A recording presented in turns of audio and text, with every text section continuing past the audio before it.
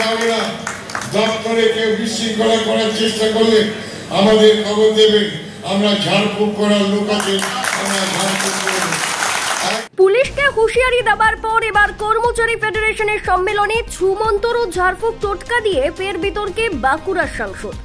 দিন কয়েক আগেই পুলিশকে টু পাইস ফাদার মাদার বলে উল্লেখ করে বিতর্কে জড়িয়েছিলেন বাঁকুড়ার তৃণমূল সাংসদ অরূপ চক্রবর্তী। এবার রাজ্য সরকারি কর্মচারী ফেডারেশনের সম্মেলন মঞ্চে দাঁড়িয়ে নাম না করে পরোক্ষে বিরোধী কর্মচারী সংগঠনগুলির উদ্দেশ্যে ছুমন্তর ও ঝাড়ফুঁকের টোটকা দিয়ে নতুন করে বিতর্ক তৈরি করলেন বাঁকুড়ার সাংসদ অরূপ চক্রবর্তী।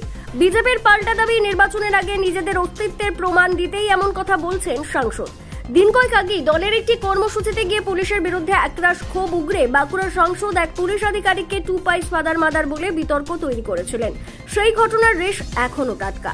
তার মাঝেই রবিবার বাঁকুড়া রবীন্দ্র ভবনে রাজ্য সরকারি কর্মচারী ফেডারেশনের প্রথম বাঁকুড়া জেলা সম্মেলনে বক্তব্য রাখতে গিয়ে নতুন বিতর্ক তৈরি করলেন অরূপ চক্রবর্তী। এদিন তিনি বক্তব্য রাখতে উঠে উপস্থিত ফেডারেশন নেতৃত্বকে আশ্বস্ত করে বলেন, তৃণমূল ও তার সমস্ত শাখা সংগঠন আপনাদের পাশে আছে।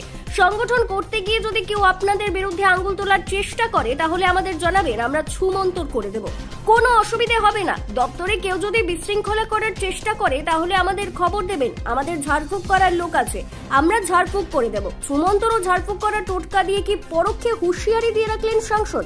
সাংসদ বলেন, যাদের ছুমন্তর ও ঝাড়ফুঁক করা হবে তারাই বুঝতে পারবে 34 বছরের জামানা শেষ হয়ে গেছে, তাই নতুন করে বিশৃঙ্খলা করার চেষ্টা করবেন না, বাংলাকে বাড়তে দিন। সুমন্ত জাদু দেখিয়ে দেবো, ঠিক আছে? যদি কোনো সরকারি কর্মচারী যারা ফেডারেশন করবে তাদের বিরুদ্ধে আঙুল তুললে সুমন্তর হয়ে যাবে, এটা বলে দিলাম, জাদু করে দেবো। এটা সে যারা করবে তারা বুঝতে পারবে, ঠিক আছে? তারা বুঝতে পারবে কি হবে, ঠিক আছে? আদর করে দিতে পারে, পয়লে চামড় বুলি দিতে পারে, ধন্যবাদ জানাতে পারে, কেউ কেউ প্রণাম করতেও পারে যে দাদা এরকম করবেন না, আপনাদের জমানা শেষ। 34 বছরে বাংলাকে শেষ করেছেন, আবার নতুন ভাবে হাঁটার চেষ্টা করবেন। এটা ওদের হচ্ছে পার্সোনালাইজ শিখেছে। অস্তিত্বের লাস্ট মর্যাদার লড়াইয়ে যেভাবেই হোক টিকে থাকতে হবে এইসব কথা বলে। আর এগুলো একমাত্র এই একটি আঞ্চলিক দল তৃণমূল, তার নেত্রী এবং তার সহচরদের মুখ থেকে এগুলো শোনা যায় এবং শোভা পায়।